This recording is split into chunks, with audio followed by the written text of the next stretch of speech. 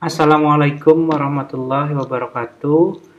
Selamat pagi, siang, ataupun sore ya. Teman-teman, kita ketemu lagi di kuliah interaksi manusia dan sistem. Ya, hari ini kita ada di pertemuan kedua. Ya, pada kesempatan kali ini kita akan melanjutkan ya pembahasan kita mengenai interaksi manusia dan sistem. Lebih khusus yaitu kita akan membahas mengenai aspek manusia ya di dalam interaksi tersebut. Seperti kita ketahui ya, manusia itu merupakan elemen terpenting ya dalam sebuah interaksi antara manusia dengan suatu sistem ya, baik sistem itu bisa berupa produk fisik, aplikasi ataupun bentuk-bentuk yang lainnya. Ya, kenapa manusia itu merupakan elemen terpenting ya? Manusia merupakan pengguna ya, sekaligus orang yang memiliki wewenang untuk mengontrol, mengubah ya dari sistem tersebut. Ya. Selain itu ya, sistem tadi dalam bentuk apapun ya, itu biasanya diciptakan itu memang untuk membantu ya atau mengassist ya manusia atau user tadi. Ya, oleh karena itu, ya, kalau kita bermaksud merancang sebuah produk, teknologi ataupun sistem yang lainnya yang memang akan digunakan oleh manusia, kita perlu mempertimbangkan keterbatasan yang dimiliki oleh manusia. Dan kalau kita bicara above the neck, ya, capability dari human, ya, jadi kapabilitas yang dimiliki di kepala manusia, maka kita akan berbicara mengenai kapabilitas kognitif. Ya. Nah, manusia ini daya ingatnya terbatas ya salah satunya. Lalu kemampuan dia untuk memproses informasi dan lain sebagainya itu juga terbatas. Ya, oleh karena itu ya akan menjadi sangat penting kalau kita bermaksud merancang tadi sistem ya produk ataupun apapun yang akan digunakan oleh manusia, kita penting untuk mengetahui keterbatasan, limitasi yang nantinya akan kita gunakan sebagai pertimbangan ketika kita merancang hal tersebut. Ya, kalau kita bermaksud melihat keterbatasan manusia dari perspektif atau dari aspek kognitif, salah satu pendekatan atau model yang bisa kita gunakan ya disebut sebagai Human Information Processing Model ya atau HIP model. HIP model ini ya dikembangkan tidak hanya berdasarkan opini atau pendapat seseorang expert ya, tetapi memang dikembangkan dari hasil penelitian ya. Oleh karena itu, HIP model ini boleh dikatakan dikembangkan berdasarkan data-data empiris, sehingga tingkat keterpercayaan dari model yang ada walaupun memang tidak 100% ya 100% benar ya, kecenderungannya sudah sangat baik ya atau sudah sangat representatif menggambarkan apa yang terjadi di kepala manusia ketika manusia tersebut berinteraksi ya, dengan suatu sistem. Dan kuliah kita hari ini ya itu secara umum akan banyak membahas mengenai Human Information Processing Model ini ya. Human Information Processing Model ya secara umum ya itu seperti skema yang digambarkan di slide ini ya, dimana kalau teman-teman lihat ya di sini ada bentuk yang memang tidak ada kotaknya ya, dan juga ada bentuk yang relatively ada kotaknya. Ya. Nah, bentuk-bentuk yang ada kotaknya ini ya merupakan suatu proses yang terjadi di kepala manusia. Ya. Suatu proses yang memang terjadi di dalam kepala manusia. Nah, sementara kalau kita lihat di sini ada stimuli, ada unattended stimuli ya.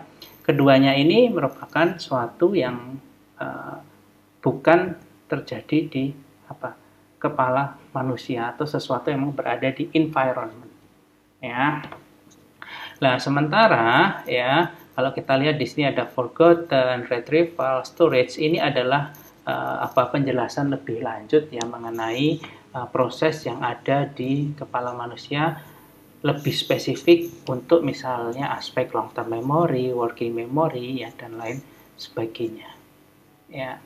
Nah, aspek atau bagian-bagian proses yang ada di HIP model ini saya akan jelaskan secara rinci satu persatu dalam beberapa slide ke depan. Ya. Yang pertama yaitu stimuli ya atau stimuli. Ya, jadi stimuli atau stimuli ini berada di sini ya. Itu merupakan sesuatu yang berada di environment di sekitar manusia dan sesuatu tersebut yaitu mampu ditangkap oleh panca indera manusia. Ya.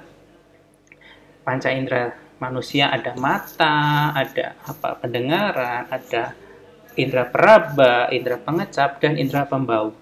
Ya, jadi misalnya, ya kita berada di suatu lingkungan yang di mana kita dikelilingi tembok, ya, dan temboknya itu warna hijau, ya, maka mata kita itu bisa mendapatkan stimuli ya berupa tembok warna hijau, ya.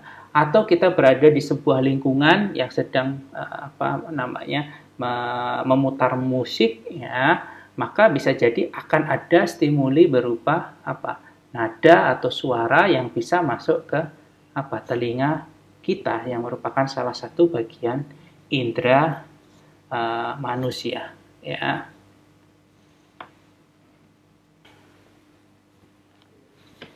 Ya. Stimuli tadi ya bisa dikatakan sebagai input ya atau masukan dari Human Information Processing Model. Ya, dengan kata lain, pemrosesan yang terjadi, maksudnya pemrosesan informasi yang terjadi di kepala manusia itu memang akan sangat bergantung dari apa yang dilihat, apa yang didengar, apa yang diraba oleh manusia tadi, karena tadi tanpa stimuli maka tidak akan ada input ya. Nah, setelah adanya stimuli tadi maka indera manusia ya mata, telinga, peraba, kulit ya, lidah dan lain sebagainya itu akan memproses ya, dan proses ini dinamakan sebagai sensation. Ya, akan meng-sense ya atau seperti kalau teman-teman sering mendengar kata sensor di dunia robotik ya. Proses ini hampir sama. Jadi dari suatu yang berada di environment, berada di luar, itu akan diproses di dalam tubuh manusia untuk menghasilkan informasi lain yang nanti akan dilanjutkan di proses selanjutnya. Nah, proses sensations ini boleh dikatakan merupakan proses fisik ya, karena sangat jelas terlihat ya ketika panca indera kita memproses stimulus yang ada tadi, maka akan ada perubahan fisiologi. Misalnya kalau di mata akan ada sel batang kerucut yang bekerja ya, kalau di telinga ada hair cells ya yang akan bekerja dan lain sebagainya, sehingga nantinya dia akan menggerakkan beberapa bagian tubuh ya, tulang-tulang yang di dalam telinga sebelum nanti akan masuk ke syaraf manusia ya. Nah, setiap panca indera manusia ya, mata, telinga ya dan lain sebagainya itu memiliki memori ya.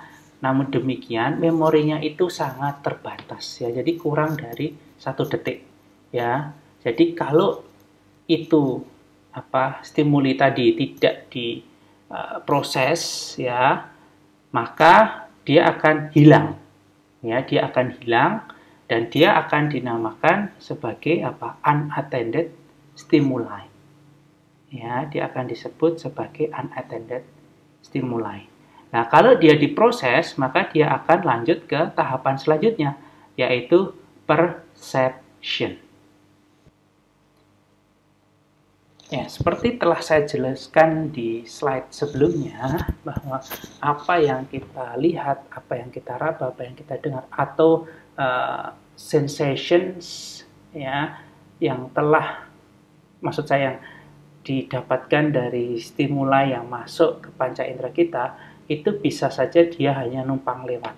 Ya, artinya apa? Dia hanya akan tersimpan di sensory memory, atau dia tidak diproses atau tidak dibawa ke proses selanjutnya. Nah, yang numpang lewat ini dinamakan apa? Unattended stimuli. Ya. Namun demikian, kalau dia itu dibawa ke proses selanjutnya, maka dia akan berada di proses yang dinamakan perception. Di dalam proses yang dinamakan perception ini, ya, sensation tadi, ya, itu akan dibandingkan dengan apa? Ingatan atau memori yang berada di long term memory atau memori jangka panjang manusia. Ya, nah ketika tadi sensation dibandingkan dengan apa yang ada di ingatan manusia tadi, maka hasilnya adalah suatu sensation yang diartikan atau dipersepsikan. Ya, sebagai ilustrasi secara sederhana, ya, ketika kita berada di sebuah perempatan di jalan raya, kita akan melihat misalnya lampu pengatur lalu lintas atau lampu merah, kuning, hijau. Ya. Dan lampu tersebut tiba-tiba berubah menjadi warna hijau. Ya. Yang artinya apa? Ya, ketika mata kita melihat sesuatu lampu yang warna hijau tersebut, maka ketika dia berada di proses perception, dia akan dibandingkan, ya, dengan memori atau ingatan kita terkait dengan warna hijau di jalan raya. Dan kita tahu ketika kita belajar apa untuk mendapatkan SIM, atau ketika kita diajari orang tua kita, ya, bahwa warna hijau itu artinya kondisi di mana apa? Kita boleh melanjutkan apa? Laju kendaraan kita, ya. Dengan kata lain, sensation tadi, ya, itu tadi akan diartikan atau dipersepsikan sebagai sebuah kondisi di mana kita tidak boleh berhenti lagi, atau kita harus menjalankan kendaraan kita untuk keluar dari apa? Perempatan tadi, ya. Nah, hasil tadi pengartian atau pemersepsian dari sensation tadi itu selanjutnya bisa dibawa ke working memory ataupun bisa dibawa ke proses yang disebut response selection. Ya, seperti setelah saya jelaskan sebelumnya bahwa memang di perception, ya, atau di proses perception, sensation yang masuk tadi, ya, itu akan dibandingkan dengan apa yang tersimpan, ya, di long term memory kita, atau apa yang kita dapatkan atau kita miliki dari masa lalu, atau biasa kita sebut sebagai past experience, ya. Nah, past experience yang berada di long term memory kita itu bentuknya bermacam-macam, ya, teman-teman. Dia bisa berupa fakta-fakta, ya. Jadi misalnya fakta bahwa Indonesia merupakan negara kepulauan, ya. Jadi itu akan tersimpan, ya, di kepala kita, ataupun fakta-fakta berupa gambar, ya, ataupun bagaimana, ya, objek-objek yang ada di dunia nyata itu bekerja. Ya, jadi bentuknya bisa beragam, ya, tidak hanya berbentuk kata-kata ataupun gambar. Nah, kalau proses perception ini telah berjalan, ya, dia seperti saya sebutkan sebelumnya juga, dia kan bisa ke working memory dan dia juga bisa ke response selection.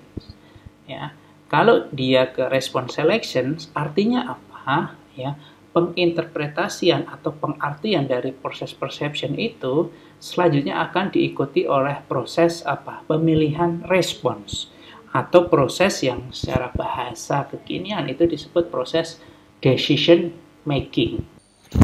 Ya, di dalam proses response selection atau decision making ini, ya, situasi yang telah dipersepsikan ya pada tahapan sebelumnya akan diikuti oleh pengambilan keputusan atau pemilihan respons, di mana hal tersebut berarti bahwa otak ya itu akan memberikan perintah ya atau instruksi kepada otot ya berada di tubuh manusia tersebut.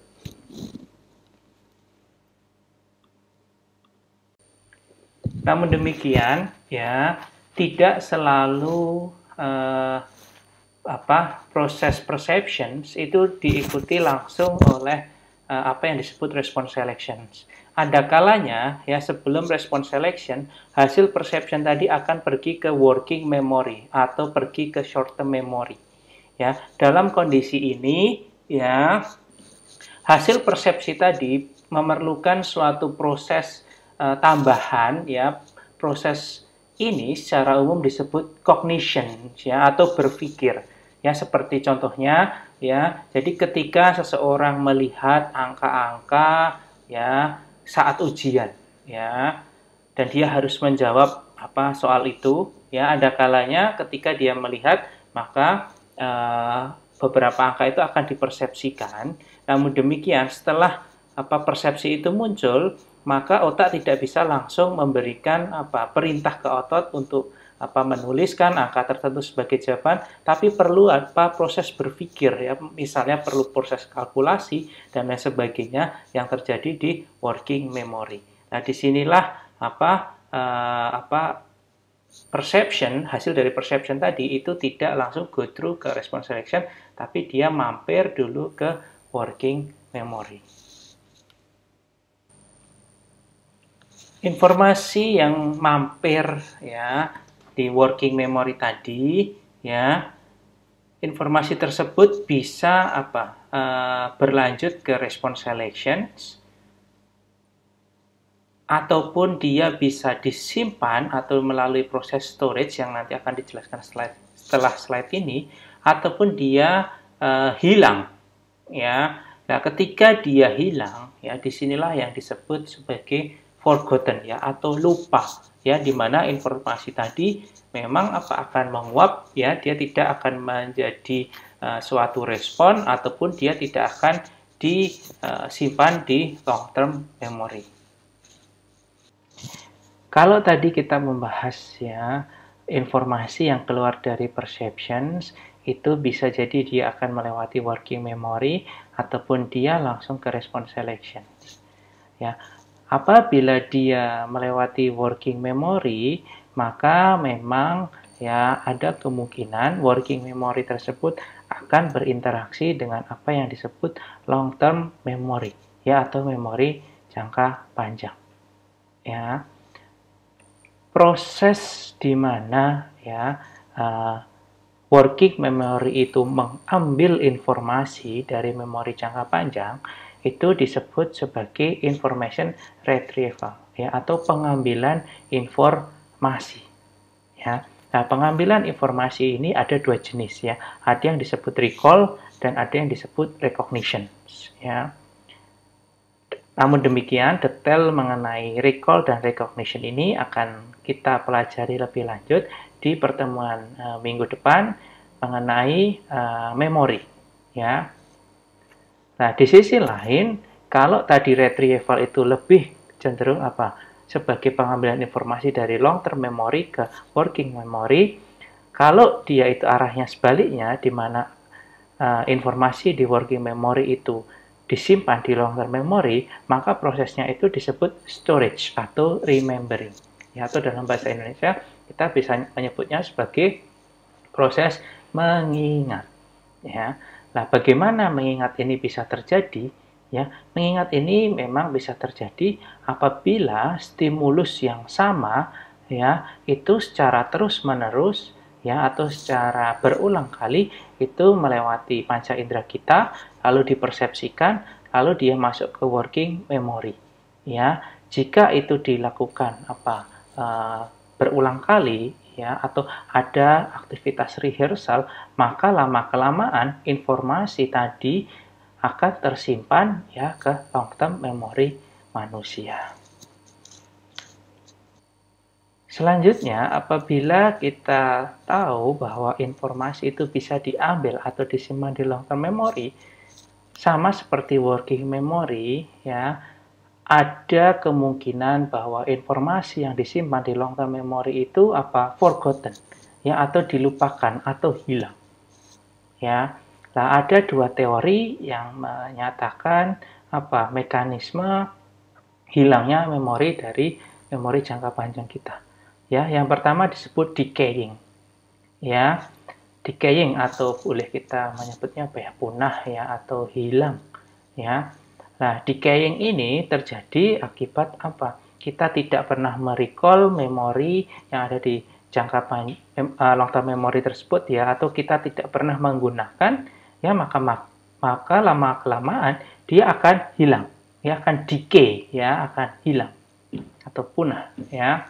Nah, untuk teori kedua itu disebut interferencing, ya. Jadi kita mendapatkan informasi baru, ya, lalu lama kelamaan informasi lama yang tersimpan itu akibat informasi baru yang ada tersebut dia menjadi hilang. Ya, contohnya apa? Kalau kita misalnya memiliki nomor handphone baru, ya, bisa jadi, ya, nomor handphone lama yang kita miliki karena kita meng-override, ya, atau kita mencoba menyimpan nomor handphone kita yang baru tersebut, nomor handphone yang lama tersebut lama-lama sudah tidak tersimpan di kepala kita. Ya. Kalau tadi kita telah membahas, ya, informasi yang keluar dari perceptions, maka dia bisa ke working memory sebelum ke response selection ataupun langsung ke response selection, ya. Maka informasi yang telah sampai ke response selection ini selanjutnya akan dieksekusi atau, ya, proses ini disebut sebagai response execution, ya, atau decision execution, ya. Response execution berarti bahwa instruksi yang diberikan otak, ya, ke otot tadi akan dieksekusi oleh otot, ya, atau dengan kata lain panca indera manusia, ya, tersebut akan mulai suatu gerakan atau melakukan something, ya, berdasarkan instruksi yang terpilih di response selection, ya. Kata lain dari response executions adalah translations into actions. Selanjutnya, ketika kita telah melakukan response executions, maka bisa jadi, ya, akan ada suatu kondisi yang berubah, ya, ataupun sama, ya. Nah, kondisi ini, ya, nantinya disebut sebagai feedback, ya, feedback. Nah, feedback ini nantinya ketika ditangkap, ya, oleh panca indera kita, nantinya bisa masuk ke dalam siklus Human Information Processing Model lagi. Hal terakhir yang perlu kita ketahui dalam Human Information Processing Model disebut sebagai attention, ya. Attention berfungsi terkait dengan dua hal, ya.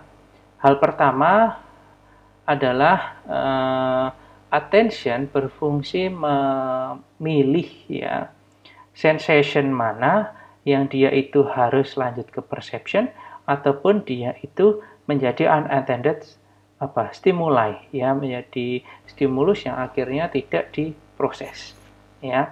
Selain itu, ya, tahapan perception, response selection, response execution itu bisa terjadi karena adanya attention, ya. Jadi kalau misalnya tidak ada attention atau boleh kita sebut sebagai fokus, ya, maka bisa jadi misalnya sesuatu yang ditangkap di perception tersebut tidak lanjut ke perception, ataupun sesuatu yang telah di perception itu tidak ditindaklanjuti oleh pemilihan respons ataupun pengeksekusian respons.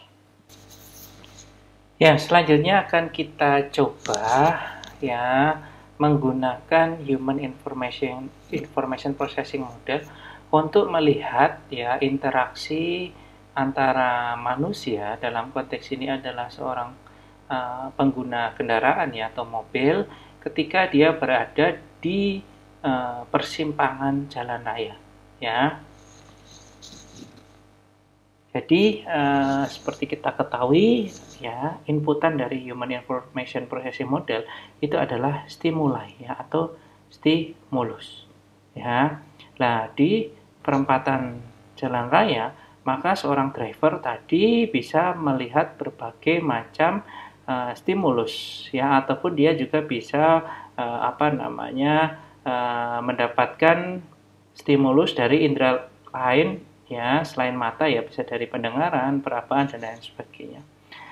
Dari segi indera penglihatan ya, maka dia bisa melihat lampu lalu lintas ya.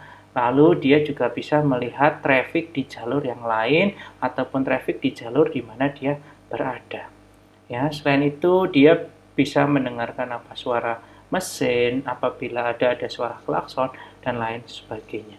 Ya, lalu ketika tadi ya lampu tanda lalu lintas, lalu traffic dari jalur yang berbeda, traffic dari jalur yang sama dan lain sebagainya itu telah masuk ke panca indera, maka dia akan menjadi sensations.